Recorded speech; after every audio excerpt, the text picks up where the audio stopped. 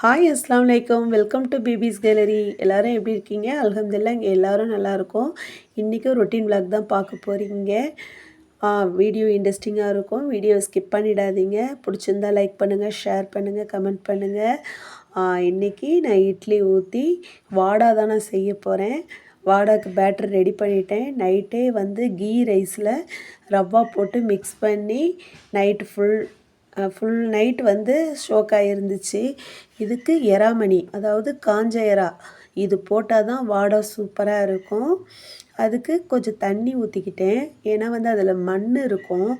ஏன்னா வந்து அந்த மண்ணில் தான் அதை ட்ரை பண்ணி காய வைப்பாங்க எறாவை. அந்த எறாமணி போட்டால் தான் அந்த வாடை சூப்பராக இருக்கும். சரி, காஃபி போட்டுட்டு ஹாலில் வந்து உட்காந்துக்கிட்டேன் டிவி பார்த்து. சரி, கொஞ்சம் ரிலாக்ஸாக நம்ம எல்லாத்தையும் கட் பண்ணி எடுத்துகிட்டு உள்ளே போகலாம் அப்படின்னு சொல்லி பிஸ்கட்டை டிப் பண்ணி சாப்பிட்டுட்டு இருந்தேன்.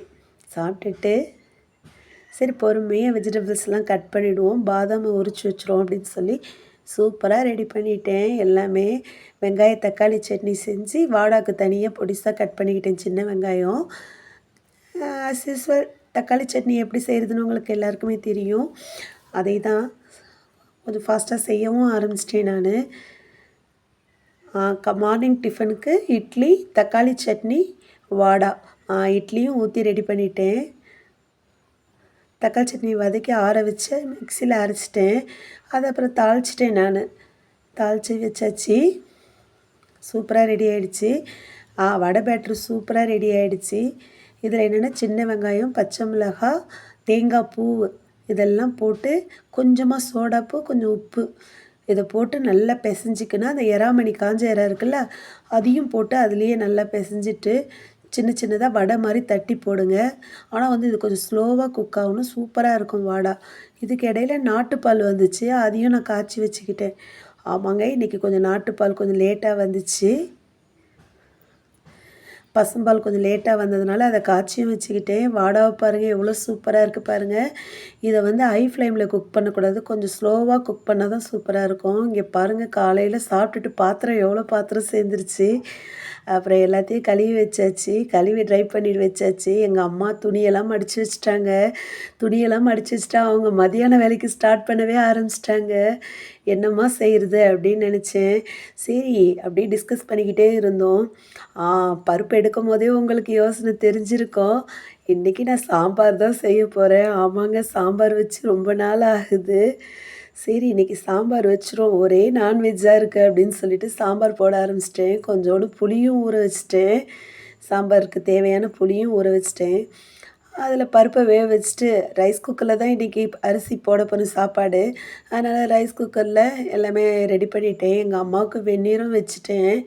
எல்லாம் வச்சுட்டு எப்படி வெஜிடேரியன் மட்டும் அப்படின்னு சொல்லிட்டு காடை வெயிட் பண்ணுது. என்ன வாங்கி வச்சுவிட்டு நீங்கள் வெஜிடேரியன் சொல்கிறீங்களேன்னு கேட்குற மாதிரியே இருந்துச்சு. அப்புறம் காடையும் எடுத்து க்ளீன் பண்ணிட்டேன். காடை க்ளீன் பண்ணுற ப்ராசஸ் ரொம்ப பெருசுங்க. காடை சின்னது தான், ஆனால் நல்லா அதை மைனூட்டாக நல்லா க்ளீன் பண்ணணும். நல்லா மஞ்சத்தூள்லாம் போட்டு நல்லா வாஷ் பண்ணால் சூப்பராக இருக்கும் காடை. யாரெல்லாம் காடை சாப்பிட்ருக்கீங்க? காடை கிரேவி சூப்பராக இருக்கும், காடை ஃப்ரை சூப்பராக இருக்கும். இதுக்கிடையில் நான் உருளைக்கிழங்கும் ஃப்ரை பண்ணிக்கிட்டேன். சாம்பார்னால் உருளைக்கிழங்கு தானே, அப்புறம் உருளைக்கிழங்கும் ஃப்ரை பண்ணிக்கிட்டேன். காடையை நல்லா க்ளீன் பண்ணிகிட்டு இருந்தேன். மஞ்சத்தூள் போட்டு நல்லா க்ளீன் பண்ணிகிட்டு இருந்தேன். அது ஒரு பக்கம் குக் ஆகிட்டு இருந்துச்சு சாம்பார். சாம்பார் சூப்பராக ரெடி ஆகிடுச்சு. எல்லாம் ரெடி பண்ணி வச்சுருக்கேன். எல்லாம் க்ளீனாக ரெடி பண்ணி வச்சுருக்கேன். இதுக்கு இடையில கொஞ்சம் டீ போட்டுக்கிட்டேன். உங்களுக்கு தான் தெரியும்ல, நான் சமைக்கும் போதே ஒரு 1/2 கிளாஸ் டீ சாப்பிட்ற ஆளுன்ட்டு.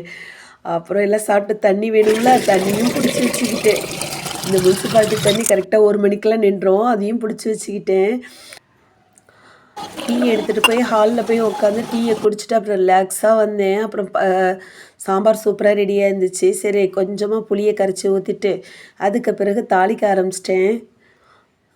எப்படி ஆஸ் யூஸ்வல் தான், எண்ணெய் ஊற்றலை, ஆனால் நெய் ஊற்றி நான் செஞ்சேன். ஏன்னா வந்து சாம்பாருங்கும் போது கொஞ்சோன்னு 1 டீஸ்பூன் கீ போட்டுக்கோங்க, சாம்பார் சூப்பராக இருக்கும். அப்புறம் கடுகு, காஞ்ச மிளகாய், அப்புறம் சின்ன வெங்காயம் போட்டு பெருங்காய பொடி போட்டு அதை வதக்கி சாம்பாரில் கொட்டிட்டேன். இப்போ கிரேவிக்கு தான் ரெடி பண்ணிகிட்ருக்கேன். காடை கிரேவிக்கு காடை ஃப்ரெஷ்ஷாக கழுவிருக்கு பாருங்கள், மஞ்சத்தூள் போட்டு காடை ஃப்ரையும் பண்ணிக்கிட்டேன், காடை கிரேவியும் பண்ணிக்கிட்டேன். காடை ஃப்ரை எவ்வளோ சூப்பராக இருக்குது பாருங்கள். அல்ஹம்துலில்லாஹ், இன்றைக்கி சாப்பாடு சூப்பராக செஞ்சாச்சு. இன்றைக்கி ஒரு காடை விருந்து தான் நடந்துச்சு. அல்ஹம்துலில்லாஹ்.